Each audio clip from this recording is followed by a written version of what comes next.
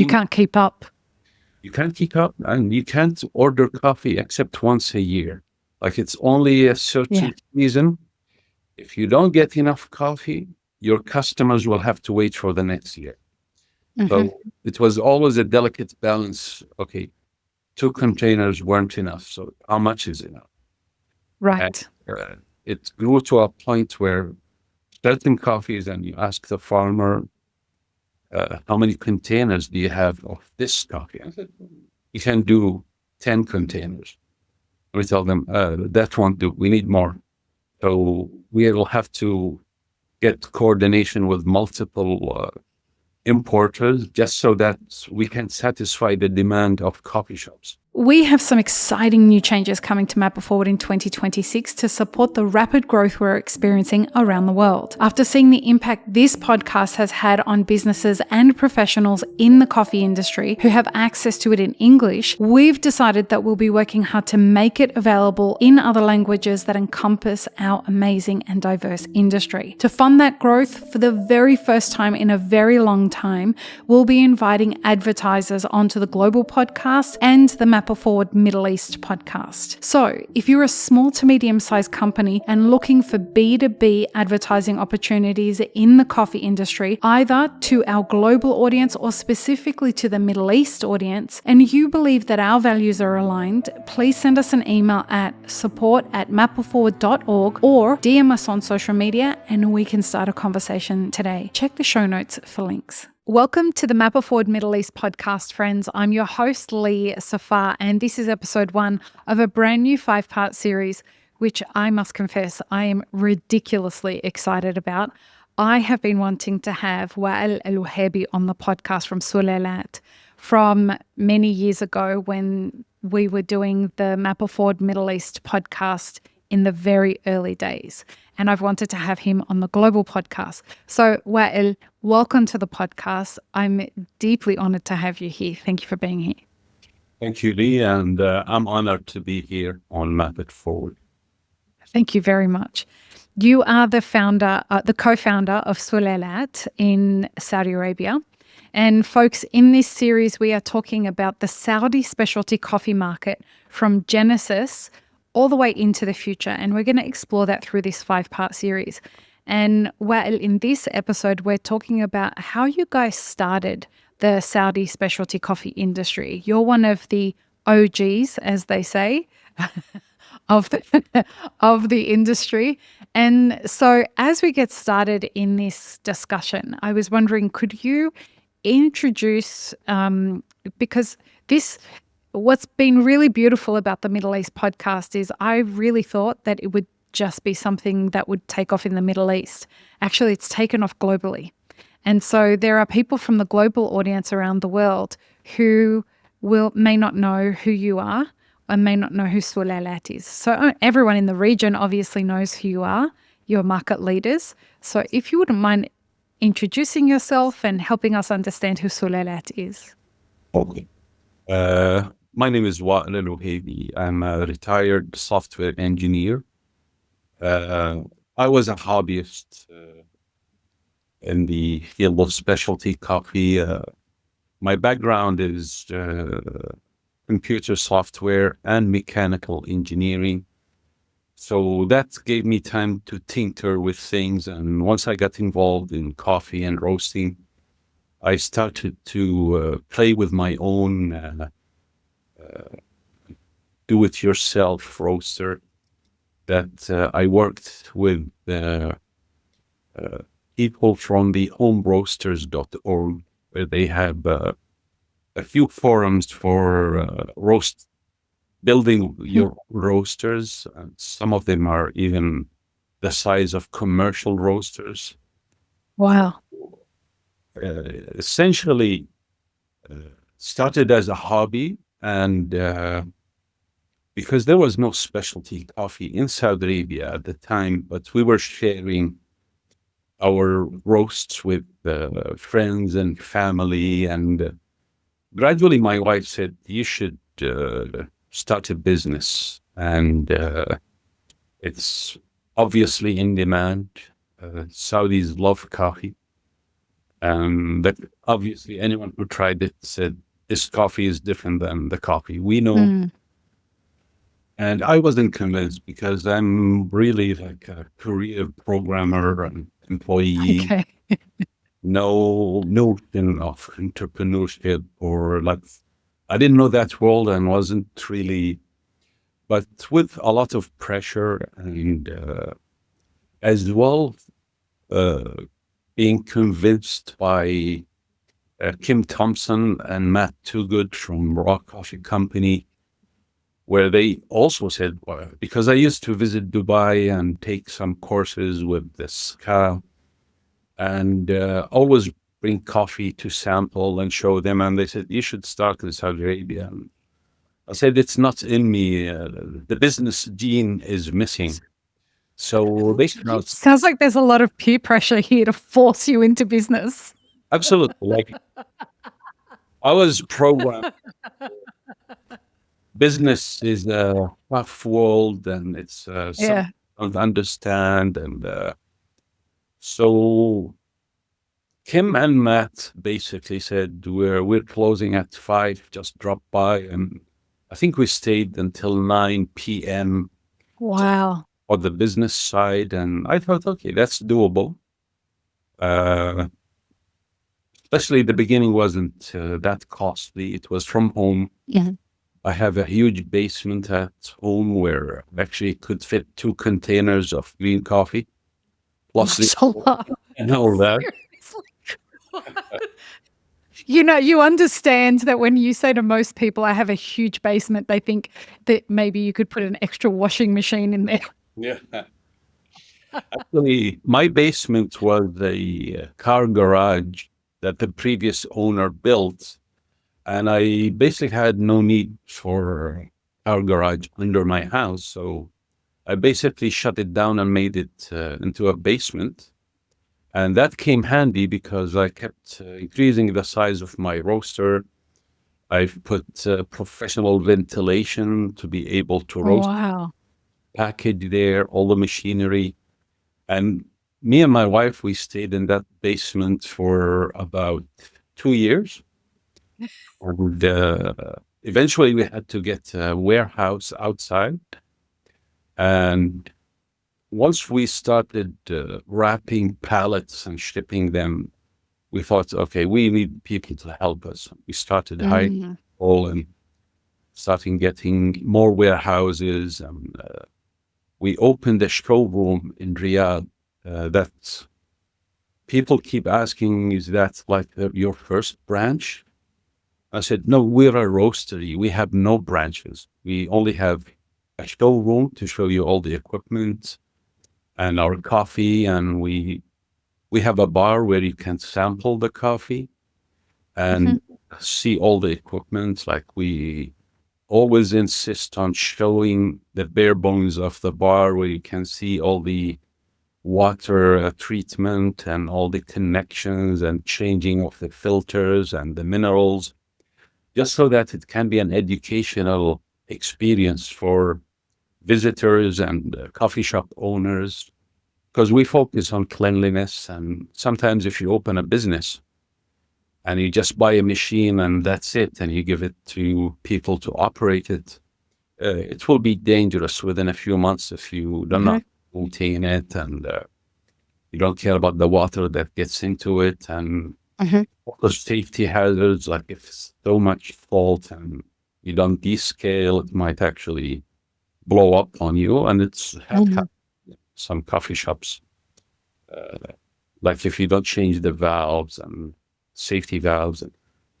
So we thought this showroom is basically us, and we're not opening any branches. And that's basically how it started. It's like from a hobby. And during the hobby days, I actually started to get to know people who are interested in specialty coffee.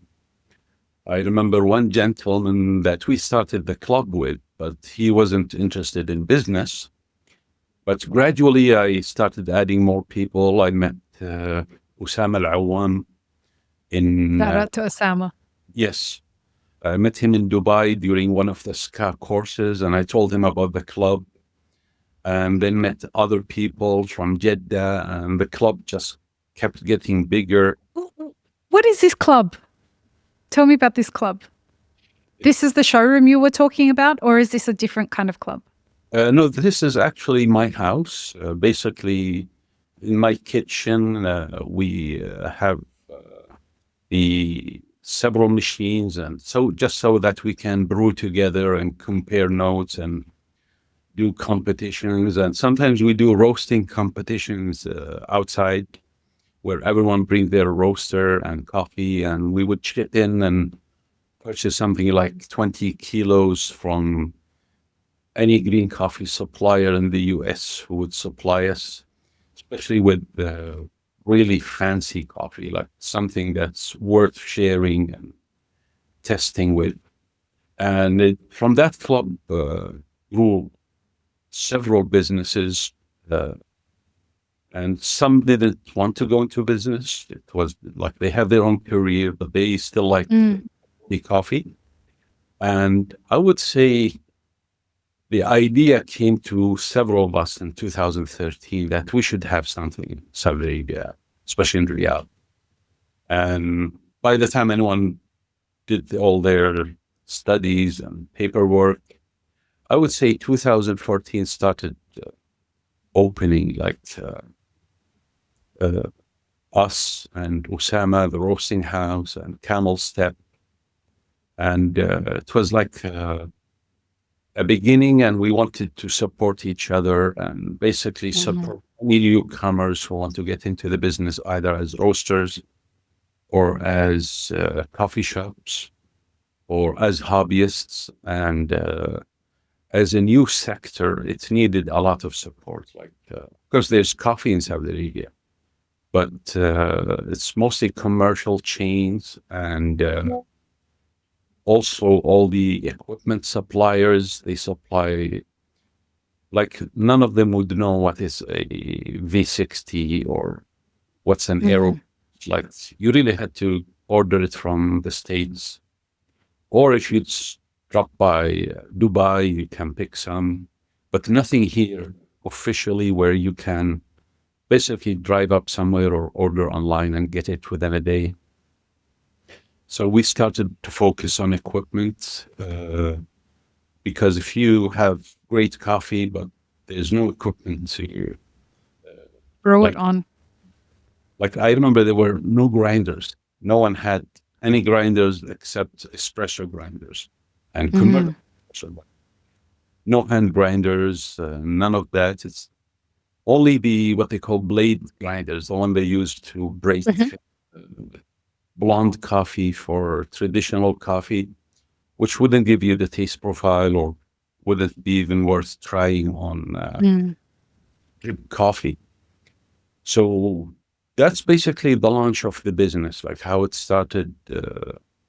I would say I wasn't really interested in it for the business, but once I saw that there's really no business, no one is doing it, and I thought it's something I like to do, and I like roasting. I like selecting the best green coffees that I can find, and I thought it's worth sharing with people, and if it succeeds, that's good. It's a blessing. If it doesn't, I'll still enjoy my hobby. So it was a test run, and it's been a fast climb ever since. Turns out you're pretty good at business, hey? And first of all, I want to shout out to Kim Thompson, because this conversation is happening because of Kim. I asked Kim to make this introduction if she wouldn't mind, and she is the reason that we're getting to talk. So shout out to Kim. Kim is a big fan of you and the relationship and the days when you guys were building, you guys were establishing the industry here. And Kim was the first person who told me about your famous vacuum cleaner roasting machine. And Osama mentioned your club, and your vacuum cleaner roasting machine in the series from the series before this one. So I know that you've built a substantial business, and we'll talk about that in a second, but I do want to ask you, what does it feel like looking back at those years, which was more than 10 years ago now, and seeing the fact that this is a real industry now because of what you guys did? Sometimes it's hard to believe. It seems like a dream. Now I see, if I was a hobbyist with the same enthusiasm, but nowadays it's easy just to look up a map and select a store and go get all your supplies and a range of all the coffees you could ever think of, like a choice of hundreds of personal grinders and preparation methods, or go to a coffee shop that specializes in certain geishas. Or it's what's happening now. It's something I was dreaming of if I could find at the time. It's like I remember when But you built that. It's there because you guys built it, all of you, as a coffee club. Yes, and that's what I'm grateful that this opportunity now is for anyone who's interested, wanted to try. There is lots of options. Like, you no longer have to order from abroad and get it cut by customs to check for anything, or arrive stale, or order from a different country where you don't like their roasting methods or you haven't tried. And now you can even get courses from multiple places near your home. And like when we started, there weren't many trainers. Now it's like several academies in Riyadh where you can, or just places where you can try the machine or try the devices and ask questions. And so it's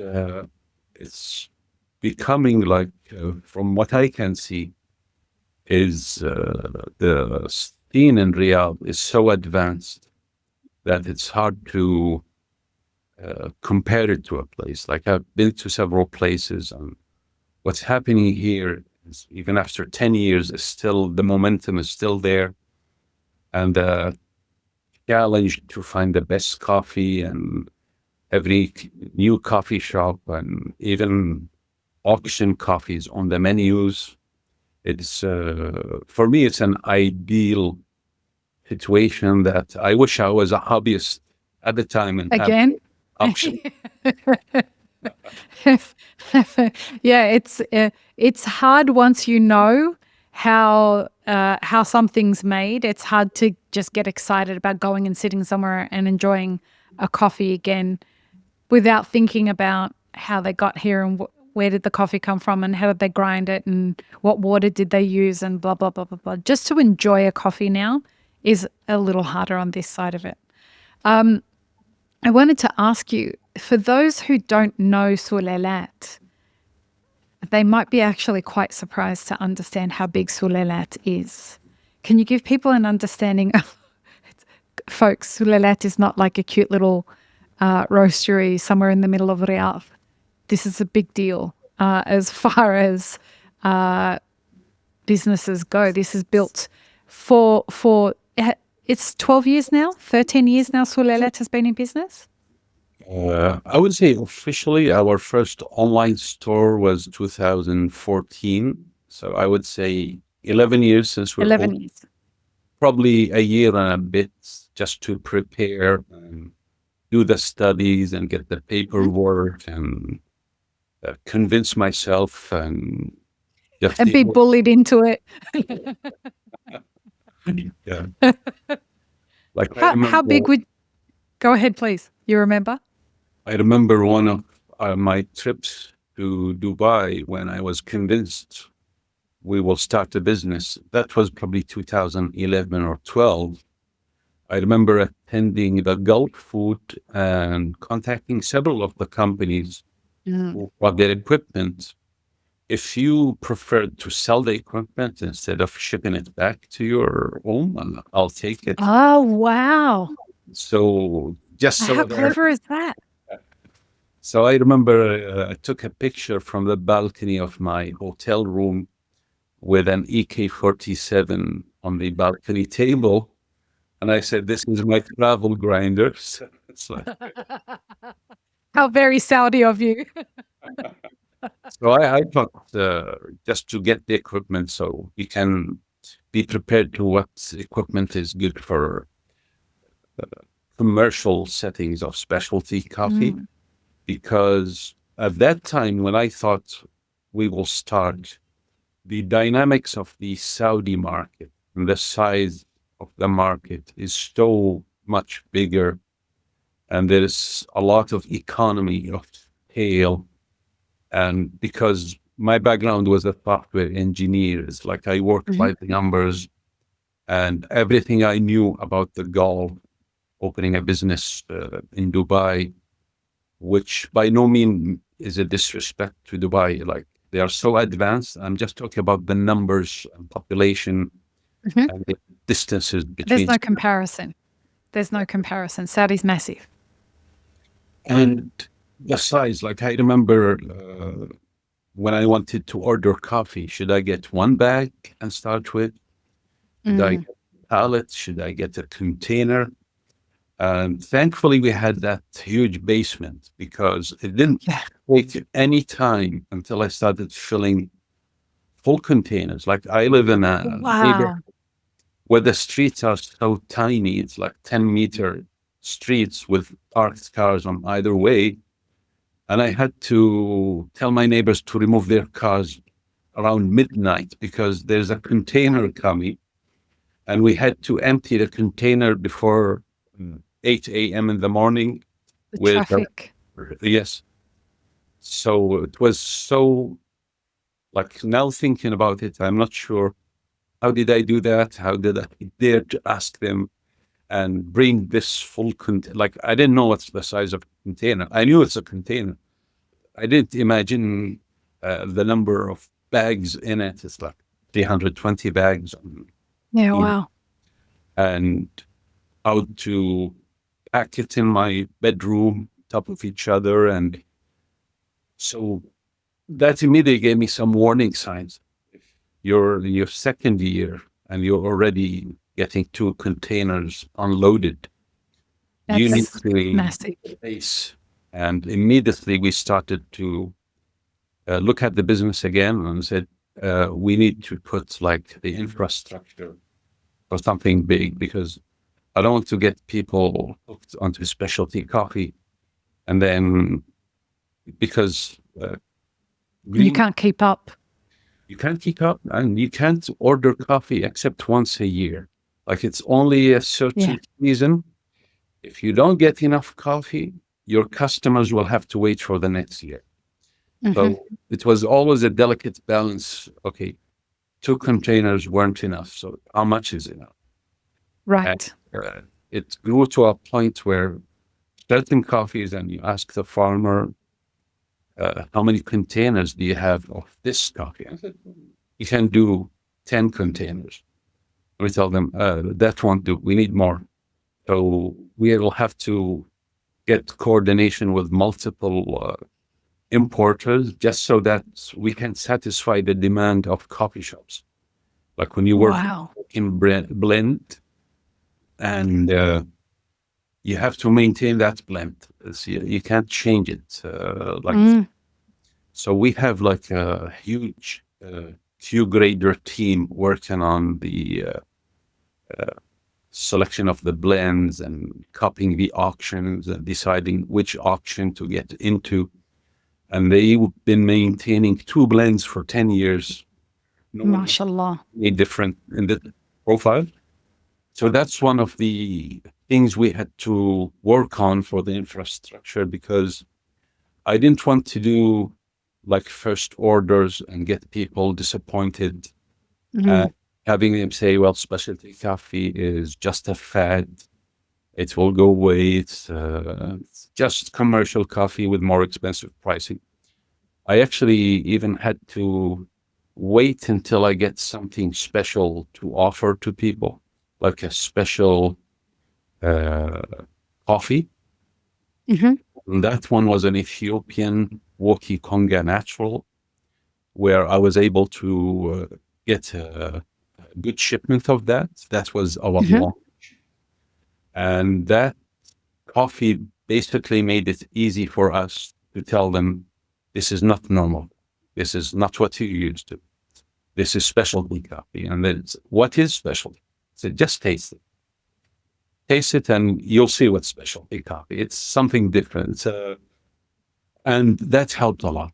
Most of our old customers remember that offering, which we kept trying to do better and do better until we got into auctions. And I would say, like, we have the auctions for us is not really, it's not a commodity. It's not even very profitable. But we thought it's a way to reward the farmers and get to know the farmers, to build relationships post auctions. And we basically wanted to maintain direct lines with the farmers, and especially the farmers who care about their product, they care about their farm. They are willing to do the effort that's required to basically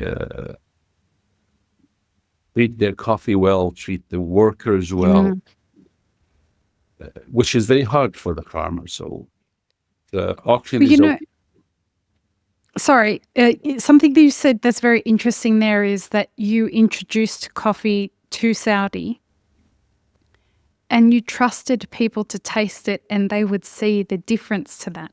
And that is what we call cultural palate. Like you're trusting in a sense that you will be able to aspire towards their cultural palate.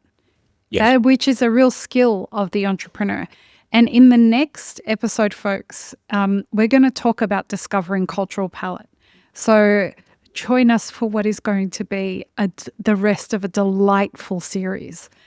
Peace, love, and peanut butter. Have an amazing rest of your day. This episode is part of a 5-part series produced by Mapper Forward. Check the full playlist and guest details in the show notes, as well as how you can support our work in the coffee industry. Become a premium YouTube subscriber, explore our Patreon and any brands we've partnered with to bring you this podcast. Please don't forget to like, share, and subscribe. It really does help us grow our audience.